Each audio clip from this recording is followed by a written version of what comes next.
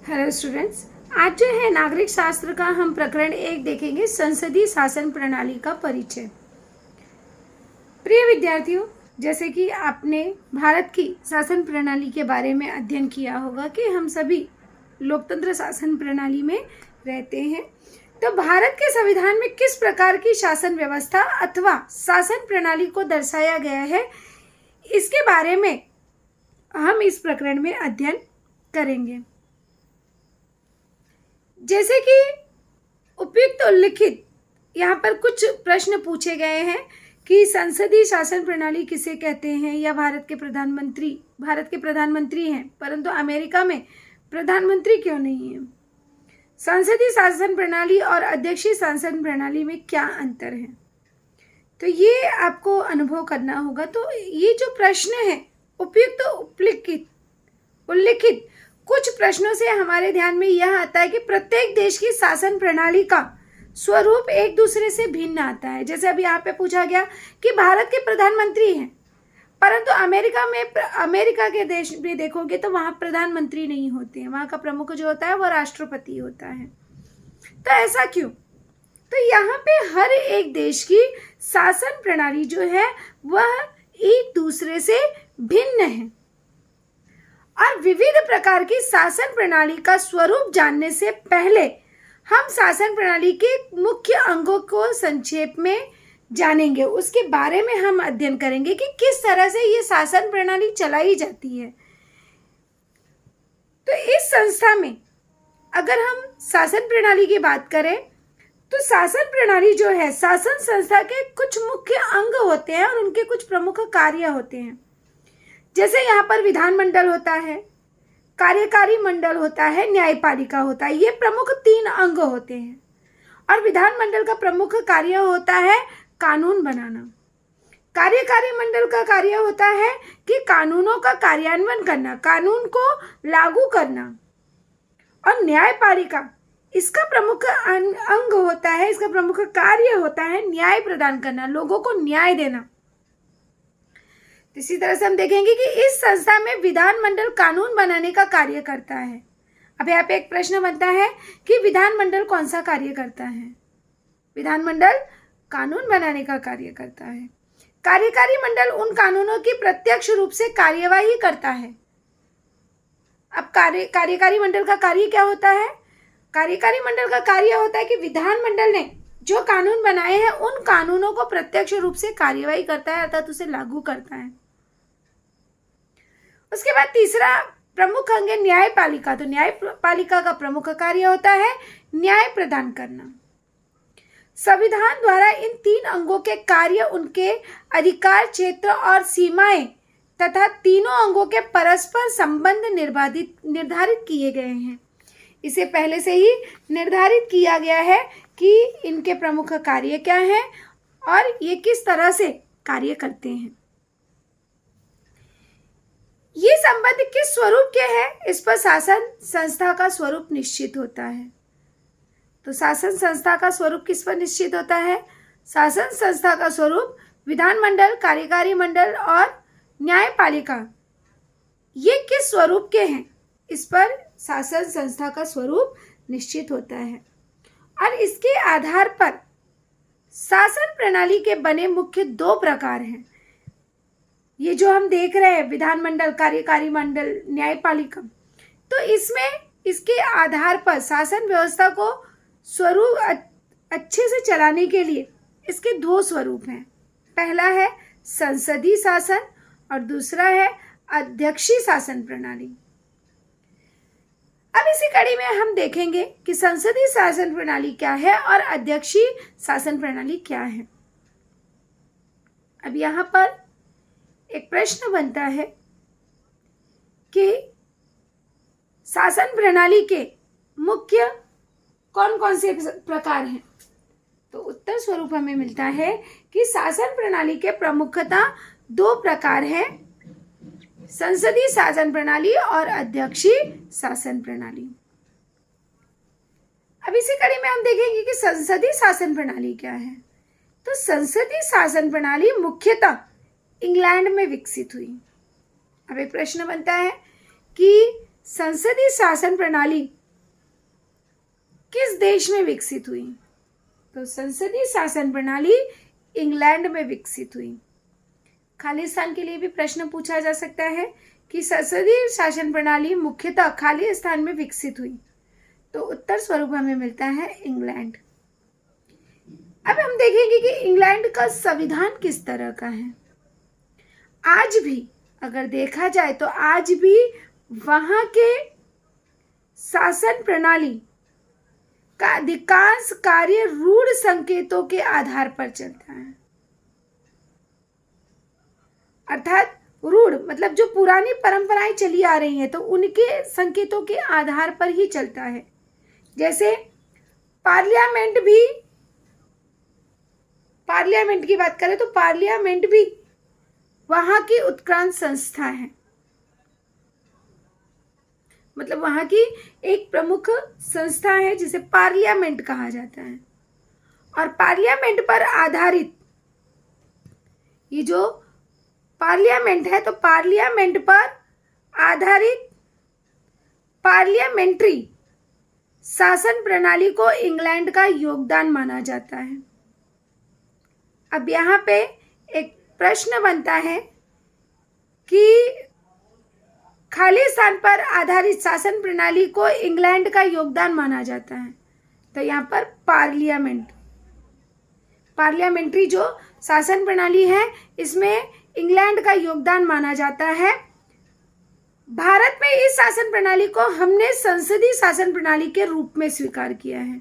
जो इंग्लैंड में पार्लियामेंट्री शासन प्रणाली है उसी को भारत में संसदीय शासन प्रणाली कहा जाता है।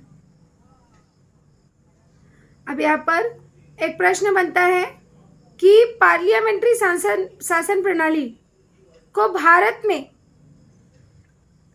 ने किस रूप में स्वीकार किया है?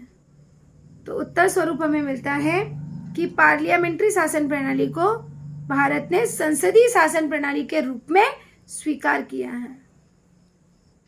अर्थात इंग्लैंड की संसदीय शासन प्रणाली और भारत की संसदीय शासन प्रणाली में व्यापक रूप में समानताएं पाई जाती हैं, परंतु अगर संस्थात्मक जो वहां की संस्था है संस्थात्मक उद्देश्य की दृष्टि से भारतीय शासन प्रणाली भिन्न है। इंग्लैंड से भारत की शासन प्रणाली भिन्न है। अब अगली कड़ी में हम देखेंगे कि संसदीय शासन प्रणाली की निम्न विशेषताएं। संसदीय प्रणाली जो है ये क्या होता है, इसकी विशेषताएं क्या हैं? तो ध्यान देना है आप सभी को कि संसदीय शासन प्रणाली शासन चलाने की एक प्रणाली है। केंद्रीय शासन प्रणाली के विधानमंडल को संसद कहा जाता है। अब यहाँ पे एक प्रश्न बनता है कि संसदीय शासन प्रणाली क्या है? तो संसदीय शासन प्रणाली शासन चलाने की किस तरह से कार्य करना है, कैसे शासन चलाना है, तो शासन चलाने की एक शासन प्रणाली है। केंद्रीय शासन प्रणाली के विधानमंडल को संसद कहा जाता है। अब यहाँ पे प्रश्न बनता है कि संसद किसे कहते हैं? तो संसद केंद्रीय शासन प्रणाली के विधानमंडल को संसद कहते हैं। और भारत में राष्ट्रपति, लोकसभा और राज्यसभा को मिलाकर संसद का निर्माण होता है। अब यहाँ पे एक प्रश्न बनता है कि भारत में संसद का निर्माण किस तरह से होता है? तो भारत में संसद का निर्माण राष्ट्रपति, लोकसभा और राज्यसभा को मिलाकर संसद का निर्माण होता है। संसद के लोकसभा के प्रतिनिधियों का चुनाव सीधे जनता द्वारा किया जाता है। ये जो संसद है इसमें जो लोकसभा और राज्यसभा दो भागों में इसे विभाजित किया गया है। तो यहाँ पर लोकसभा के जो प्रतिनिधि होते हैं, जो वहाँ के कार्यकर्ता होते हैं, उन सभी का चुनाव सीधे जनता द्वारा किया जाता है। और इस सदन के सदस्यों की संख्या निर्धारित रहती है। यहाँ पे जो सदस्य संख्या है, इसमें कितने सदस्य होने चाहिए, इसकी संख्या पहले से ही निर्धारित की गई है। तो यहाँ पे एक प्रश्न बनता है कि संसद में लोकसभा के प्रतिनिधियों का चुनाव कौन करता है या कहाँ से होता है? तो उत्तर स्वरूप हमें मिलता है कि संसद की लोकसभा के प्रतिनिधियों का चुनाव सीधे जनता द्वारा होता है और इस सदन के सदस्यों की संख्या निर्धारित रहती है। निर्धारित समय अवधि में, ये इसकी विशेषता है संसदीय शासन प्रणाली की, कि निर्धारित समयावधि के पश्चात लोकसभा के लिए चुनाव होते हैं। उसके लिए एक निर्धारित समय होता है और इन चुनावों में सभी राजनीतिक दल सहभागी होते हैं। जैसे हर 5 वर्ष के बाद यहाँ पर चुनाव होता है, तो यह जो है समयावधि निर्धारित की गई होती है और उसी निर्धारित समय पर यहाँ पर चुनाव होते हैं। इन चुनाव में सभी राजनीतिक दल सहभागी होते हैं और इन चुनाव में जिस राजनीतिक दल को आधे से अधिक सीटें मिलती हैं, उस दल को बहुमत प्राप्त दल माना जाता है। अभी जैसे भाजपा, बीजेपी और कांग्रेस, इनमें से जिसको जो है आधे से अधिक सीटें प्राप्त होती हैं, मतलब 50 तक सीटें प्राप्त हुई, तो आधे से अधिक 50 के बदले 60, किसी को 60 मिल गया, किसी को 40 मिल गया। जैसे मान लो कि यहाँ पर बीजेपी को 60 सीटें मिल गई और कांग्रेस को 40 सीटें मिल गई, तो यहाँ पर बहुमत प्राप्त करके जो है उसे ही बहुमत प्राप्त होता है, बहुमत प्राप्त दल माना जाता है। और जो जिसे भी बहुमत प्राप्त होती है वही दल जो है अपना सरकार बना सकती है। तो यहाँ पर एक प्रश्न बनता है कि बहुमत दल प्राप्त किसे कहा जाता है?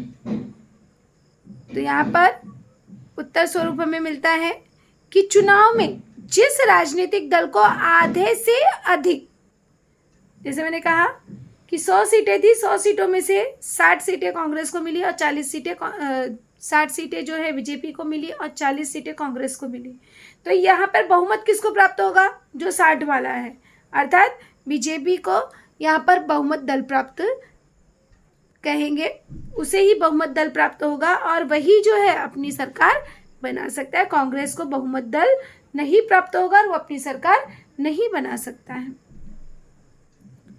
तो उत्तर स्वरूप हमें यही मिलेगा कि चुनाव में जिस राजनीतिक दल को आधे से अधिक सीटें प्राप्त होती हैं, उस दल को बहुमत प्राप्त दल माना जाता है और बहुमत प्राप्त दल जो है वही सरकार बनाता है। कई बार किसी एक दल को बहुमत नहीं मिलता है और ऐसे समय कुछ राजनीतिक दल मिलकर अपना बहुमत सिद्ध करते हैं और वे सरकार स्थापित करते हैं। इसे गठबंधन की सरकार कहा जाता है। जैसे आप लोगों ने न्यूज़ में सुना होगा कि उन्होंने गठबंधन की सरकार बनाई, अर्थात मान लो किसी को 30 सीटें मिली, किसी को 20 मिली, किसी को 10 मिली, तो इस तरह से उन तीनों ने मिलकर अपना एक बहुमत बना लिया और इससे उन्होंने गठबंधन कर लिया और इस तरह की बनाई गई सरकार को उसे गठबंधन की सरकार कहा जाता है। अब यहाँ पे एक प्रश्न बनता है कि गठबंधन की सरकार किसे कहते हैं? तो हमें उत्तर स्वरूप मिलता है कि कई बार किसी एक दल को बहुमत नहीं मिलता है और ऐसे समय में कुछ राजनीतिक दल, कुछ जो राजनीतिक दल है यह गठबंधन करते हैं, मिलकर बहुमत सिद्ध करते हैं और वे सरकार स्थापित करते हैं और इसी को गठबंधन की सरकार कहते हैं। इस प्रकार जनता द्वारा चुने गए प्रतिनिधि विधानमंडल के सदस्य बन जाते हैं और जिस राजनीतिक दल को अब वो क्या करते हैं कि जिस राजनीतिक दल को बहुमत प्राप्त हुआ है वह दल सरकार बना सकती है। अब जिसे बहुमत प्राप्त होगा उसी की सरकार बनेगी, ये इसकी प्रमुख विशेषता है। और जिस दल को बहुमत प्राप्त होता है उस दल का नेता प्रधानमंत्री बनता है। तो प्रधानमंत्री कौन बनता है? जिस दल को बहुमत प्राप्त होगा। अब जैसे यहाँ पर अलग अलग पार्टियों में चुनाव की लड़ाई हुई और इसमें से बीजेपी जो है वह जीत गई, तो यहाँ पर प्रधानमंत्री जो है वह बीजेपी दल का ही बनेगा, कांग्रेस या बसपा या किसी और का नहीं बनेगा। वह अपने कुछ सहयोगियों को मंत्री पदों के लिए चुनाव भी करता है, यह उसकी प्रमुख विशेषता है। प्रधानमंत्री और उनके द्वारा चुना गया मंत्रिमंडल संसदीय शासन प्रणाली में निहित कार्यकारी मंडल है। अब यहाँ पे प्रश्न बनता है कि कार्यकारी मंडल क्या है? तो प्रधानमंत्री और उसके द्वारा जो चुना गया मंत्रिमंडल होता है, तो उसके द्वारा चुना गया मंत्रिमंडल संसदीय शासन प्रणाली में निहित कार्यकारी मंडल है। और संसदीय शासन प्रणाली में कार्यकारी मंडल पर दोहरा दायित्व होता है, दो दायित्व होता है। पहला होता है कार्यकारी मंडल के रूप में उसे कानून का कार्यान्वयन करना पड़ता है, उसका पालन करना पड़ता है। कार्यान्वयन करना मतलब पालन करना पड़ता है, उसे कार्यान्वित करना पड़ता है कि किस तरह से उसे करना है। और दूसरा, वे विधानमंडल के सदस्य भी होते हैं, अतः उन्हें विधानमंडल के प्रति दायित्वों को भी निभाना पड़ता है। तो इस तरह से संसदीय शासन प्रणाली जो है उसकी प्रमुख विशेषता है। प्रधानमंत्री और मंत्रिमंडल अपने सभी कार्यों और नीतियों के लिए पुनः विधानमंडल के प्रति उत्तरदायी होते हैं। अब यहाँ पे एक प्रश्न बनता है कि विधानमंडल के प्रति कौन उत्तरदायित्व होते हैं? तो प्रधानमंत्री और मंत्रिमंडल अपने सभी कार्यों और नीतियों के लिए विधानमंडल के प्रति उत्तरदायी होते हैं। और इसका यह अर्थ यह है कि मंत्रिमंडल को विधानमंडल के अधीन रखकर ही शासन चलाना पड़ता है। मतलब जब मंत्रिमंडल है तो मंत्रिमंडल को विधानमंडल के नीचे रहकर, अधीन जितने भी मंत्रिमंडल हैं उन्हें विधानमंडल की सारी बातें सुननी होती हैं। और इसीलिए संसदीय शासन प्रणाली को उत्तरदायी शासन प्रणाली कहा जाता है। अब यहाँ पे कारण लिखो के लिए एक प्रश्न बनता है कि संसदीय शासन प्रणाली को उत्तरदायी शासन प्रणाली कहा जाता है। तो उत्तर स्वरूप हमें फर्स्ट पॉइंट मिलता है कि प्रधानमंत्री और मंत्रिमंडल अपने सभी कार्यों और नीतियों के लिए पुनः विधानमंडल के प्रति उत्तरदायी होते हैं। दूसरा, इसका अर्थ यह है कि मंत्रिमंडल को विधानमंडल के अधीन रहकर ही कार्य शासन चलाना पड़ता है और अतः यह इसलिए संसदीय शासन प्रणाली को उत्तरदायी शासन प्रणाली कहा जाता है। सामूहिक उत्तरदायित्व संसदीय शासन प्रणाली की एक प्रमुख विशेषता है और किसी भी विभाग का निर्णय राज्य का निर्णय माना जाता है। इस निर्णय का उत्तरदायित्व संपूर्ण मंत्रिमंडल का उत्तरदायित्व होता है और इसीलिए उसे प्रत्यक्ष रूप से कैसे लाया जाता है यह हम अगले दूसरे पार्ट में देखेंगे कि किस तरह से इसे जो है लागू कराया जाता है। अभी सब सिर्फ हम इतना देखेंगे कि ये संसदीय शासन प्रणाली क्या है और इसकी प्रमुख विशेषता क्या है और ये किस तरह से कार्य करता है। संसदीय शासन प्रणाली में कार्यकारी मंडल विधानमंडल के विश्वास पर टिका रहता है। अब यहाँ पे एक प्रश्न बनता है कि संसदीय शासन प्रणाली में कार्यकारी मंडल किस पर टिका होता है? तो उत्तर स्वरूप हमें मिलता है कि कार्यकारी मंडल विधानमंडल के विश्वास पर टिका रहता है। और इसका अर्थ यह है कि जब तक कार्यकारी मंडल को विधानमंडल का समर्थन प्राप्त रहता है और तब तक कार्यकारी मंडल अर्थात प्रधानमंत्री और उनका मंत्रिमंडल पद बना रहता है। यहाँ पे एक प्रश्न बनता है कि प्रधानमंत्री और उनका मंत्रिमंडल पद कब तक बना रहता है?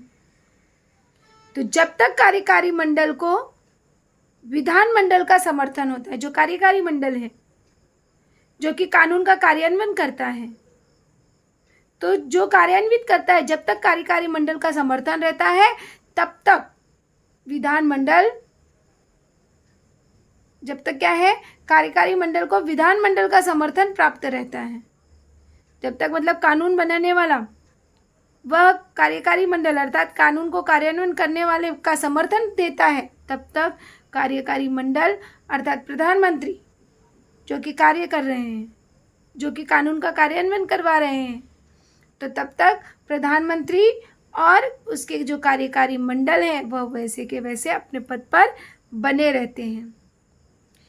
किंतु यदि विधानमंडल अथवा संसद को ऐसा लगता है कि कार्यकारी मंडल विधि के अनुसार कार्य नहीं कर रहा है, तब संसद अविश्वास का प्रस्ताव पारित करके कार्यकारी मंडल को सत्ता से निष्कासित करती है। अविश्वास प्रस्ताव नियंत्रण रखने का एक प्रभावी साधन होता है। तब यहाँ पे एक प्रश्न बनता है कि विधानमंडल अविश्वास का प्रस्ताव कब पारित करती है? तो यदि विधानमंडल अथवा संसद को ऐसा लगता है कि कार्यकारी मंडल विधि के अनुसार कार्य नहीं कर रहा है, अर्थात जिस तरह से कार्य करना चाहिए उस तरह से वह कार्य नहीं कर रहा है, तब संसद अविश्वास का प्रस्ताव लाकर कार्यकारी का मंडल को सत्ता से हटा देता है। और यह जो है बहुत ही प्रभावकारी एक साधन के रूप में इस्तेमाल किया जाता है। संसदीय शासन प्रणाली में संसद अथवा विधानमंडल को सर्वश्रेष्ठ माना जाता है। अब यहाँ पे एक प्रश्न बनता है कि संसदीय शासन प्रणाली में किसे सर्वश्रेष्ठ माना जाता है? तो संसदीय शासन प्रणाली में संसद अथवा विधानमंडल को सर्वश्रेष्ठ माना जाता है। लोगों द्वारा चुने गए प्रतिनिधि संसद में आम जनता की अपेक्षाओं को रखते हैं। लोगों के हितों के लिए क्या करना चाहिए यह संसद द्वारा निर्धारित किया जाता है। और संसद लोगों के प्रतिनिधियों का सदन होने के कारण जनता के सर्वश्रेष्ठ अधिकार को व्यक्त करने के कारण संसद का स्थान श्रेष्ठ है। अतः इस शासन प्रणाली को संसदीय शासन प्रणाली कहते हैं। तो यहाँ पे एक प्रश्न बनता है कि संसदीय शासन प्रणाली किसे कहते हैं? तो यह आपको पहला प्रश्न जो पूछा गया कि संसदीय शासन प्रणाली किसे कहते हैं, तो यह आपको बहुत ही अच्छे से समझ गया होगा कि संसदीय शासन प्रणाली में संसद अथवा विधानमंडल को सर्वश्रेष्ठ माना गया है। लोगों द्वारा चुने गए प्रतिनिधि संसदों में आम जनता की अपेक्षाओं को रखते हैं, लोगों के हितों के लिए कार्य करते हैं। और यहाँ पे संसद लोगों के प्रतिनिधियों का सदन होने के कारण जनता के सर्वश्रेष्ठ अधिकार को व्यक्त करने के कारण संसद का स्थान सर्वश्रेष्ठ है। और इसीलिए अतः जो शासन प्रणाली है उसी को संसदीय शासन प्रणाली कहते हैं, क्योंकि यहाँ पर संसद के लोगों के द्वारा यह शासन प्रणाली चलाई जाती है। अब एक प्रश्न आता है कि संसदीय शासन प्रणाली को भारत ने क्यों स्वीकार किया है? तो उसके पीछे प्रमुख कारण है कि भारत ने संसदीय शासन प्रणाली को स्वीकार किया है। जैसे उसकी प्रमुख कारण क्या है कि ब्रिटिशों के शासनकाल में भारत में संसदीय संस्थाओं की निर्मित हुई थी। पहला प्रमुख कारण है कि भारत ने संसदीय शासन प्रणाली को क्यों स्वीकार किया, तो उसका पहला प्रमुख कारण था कि जैसे मैंने शुरुआत में ही कहा कि इंग्लैंड में पार्लियामेंट्री और उसी को भारत में कहा जाता है संसदीय। तो यहाँ पर ब्रिटिशों के शासनकाल में भारत में संसदीय संस्थाओं की स्थापना हुई थी। ब्रिटिशों ने इस प्रणाली के माध्यम से शासन चलाना शुरू किया था और संसदीय शासन प्रणाली भारत में स्वतंत्रता संग्राम की एक अभिव्यक्ति है और इसीलिए इस प्रणाली का परिचय भारतीयों को हुआ था। संविधान सभा की इस प्रणाली पर बड़ी चर्चा भी हुई थी और जो संविधान कर्ता लोग थे उन्होंने इस प्रणाली में भारतीय परिस्थितियों के अनुकूल ऐसे परिवर्तन किए, जैसे कि संसदीय शासन प्रणाली में चर्चा, परिचर्चाओं को अवसर देना, संसद में सार्वजनिक हितों के प्रश्नों पर चर्चा होना और इस चर्चा में विरोधी दलों के सदस्यों का भी सहभागी होना, सही मुद्दों पर शासन का सहयोग देना, शासन की नीतियों अथवा कानून में निहित जो भी दोष है उसे दिखाना, प्रश्नों को अध्ययन पूर्ण तरीके से प्रस्तुत करना आदि कार्य विरोधी दल कर सकते हैं। अब यहाँ पे एक प्रश्न बनता है कि विरोधी दल के कौन कौन से कार्य होते हैं। तो जो विरोधी दल होता है उसका प्रमुख कार्य होता है कि सही मुद्दों पर शासन का सहयोग देना, दूसरा शासन की नीतियों अथवा कानून में निहित दोष दिखाना, क्या कमियां हैं यह सामने वाले को दिखाना, प्रश्नों को अध्ययन पूर्ण तरीके से प्रस्तुत करना, ये सभी कार्य जो है यह विरोधी दल के होते हैं और इससे संसद को अधिक निर्दोष और सक्षम कानून बनाना संभव होता है। अर्थात किस तरह से लोगों की हितों के लिए कानून बनाए जाएं उसका ध्यान दिया जाता है। अब इसी कड़ी में हम आगे देखेंगे अध्यक्षीय शासन प्रणाली की। अध्यक्षीय शासन प्रणाली क्या है? तो शासन चलाने की एक अन्य प्रणाली के रूप में अध्यक्षीय शासन प्रणाली का उल्लेख हम कर सकते हैं। जैसे अमेरिका में ऐसी ही शासन प्रणाली है। तो यहाँ पे एक प्रश्न बनता है कि अमेरिका की शासन प्रणाली किस तरह की है? तो अमेरिका में अध्यक्षीय शासन प्रणाली है और यह शासन प्रणाली संसदीय शासन प्रणाली से बिल्कुल भिन्न होती है। तो अब देखेंगे कि किस तरह से यह जो है संसदीय शासन प्रणाली से भिन्न होती है। इसमें क्या होता है कि मंडल से कार्यकारी मंडल निर्लिप्त रहता है और जिसमें कार्यकारी प्रमुख राष्ट्राध्यक्ष सीधे जनता द्वारा चुना जाता है। जैसे यहाँ पर कार्यकारी मंडल जो है यह नहीं होता है और जो राष्ट्राध्यक्ष होता है, जो राष्ट्र का अध्यक्ष होता है, उसका चुनाव सीधे जनता द्वारा होता है